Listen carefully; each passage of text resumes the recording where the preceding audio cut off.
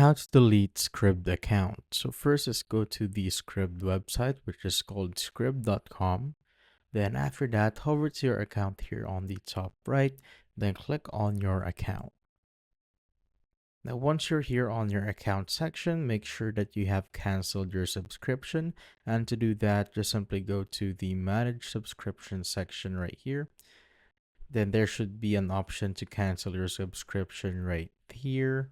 So just simply click on it, then follow the on-screen prompts. And once you have canceled your subscription, there should be an option that pops up right here, which is the delete account. So you just simply need to click on that.